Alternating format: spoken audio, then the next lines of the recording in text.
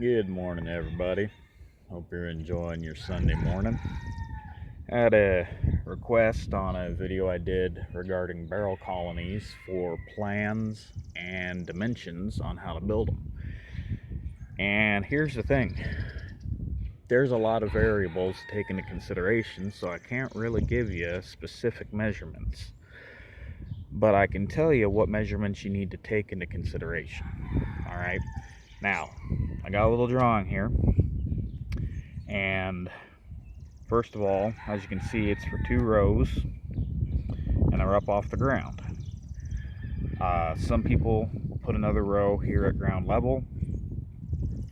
I figure if you don't need to have a bird in a small cage on the ground, don't do it, because you're just giving predators an excuse to try and get at them. Whereas putting them up off the ground a little bit will help, to some degree. So that's the first thing you want to take into consideration. Do I want them up off the ground or not? Second consideration, how tall do you want this? Now, you might be 6'4". I'm not. But more importantly, my work help is not either. And if you've got a wife or kids who are helping you, they're not going to be able to reach these if you got them too high up. Alright?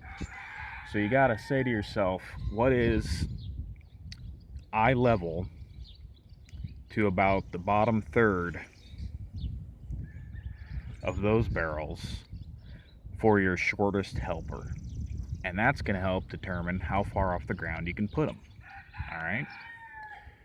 Now, if you look at this drawing close, you'll notice the ends of these barrels are overlapping the 2x4.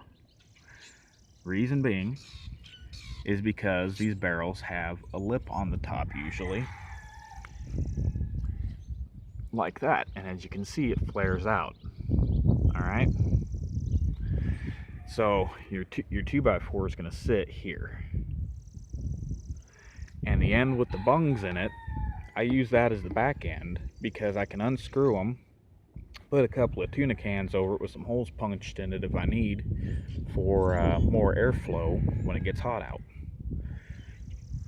And then I just use the bottom side of the barrel for the door side, because then I can make the door much larger, as if, I couldn't really do with these bungs in the way. Now, as for the doors, well, how handy are you with an angle grinder?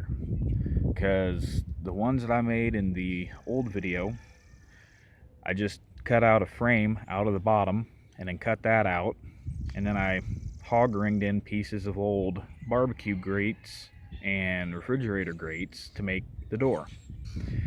Now, you could just use the grate itself,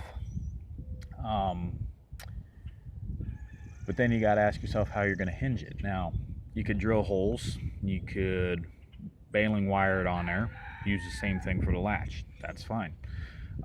There's some guys I've seen, they just use 2x4 wire. That seems a little flimsy to me. Alright. Now, as for the side profile of this frame, it's gonna be, again, just a touch narrow. So what you're measuring is from the bottom of the barrel, that top lip, and then you're going to want to come in probably a good 2 inches off of that yet, so that the back end and the top end are both hanging over the 2x4s. Alright. Now, the way I've got this set up is for a stationary system. I could use 4x4 posts here. Matter of fact, that'd probably be the best way to do it.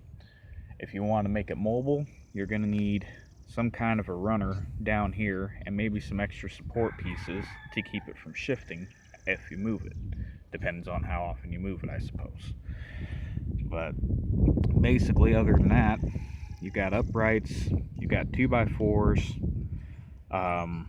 You want the wide face facing you and the narrow face up against the barrel, because that's more structurally supportive. And a a couple diagonal braces here on the legs. Now, how long should you make this? Well, that depends on how many barrels you're going to do. Okay, there's some guys that they'll have, I don't know, a few hundred of these things in a row. If you're a quail breeder, you might have a lot of these, or a game fowl breeder, or a bantam breeder, or whatever. If you're just using them here and there, not that much, maybe you don't need so many. You know, like if it was a brooder system or something like that. So, the way you get your measurement for the inside to inside is I just measure across from here to here on the bottom of the barrel. Okay, because that's going to be the width of your barrel once you get past the flare out of the top anyway. And then you just take that measurement times the number of barrels you're going to put in each row. And that's what your inside to inside of your uprights needs to be. You want them to sit in there fairly snug so they don't roll around or blow out or anything like that. And if you're unsure of how tight you need it to be, just leave these runners long, and once you get the number of barrels in there, probably not going to be able to do this by yourself unless you got it laying down or something, I don't know, but the more hands you got on this, the easier it's going to make it, trust me. But anyway, just shimmy that upright in until everything feels snug, and then drive it home with your screws. Okay,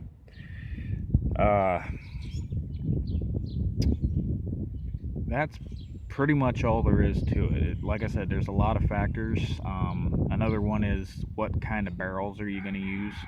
I've recently, when I picked up barrels, I got one that is probably 3 or 4 inches taller than the rest of them.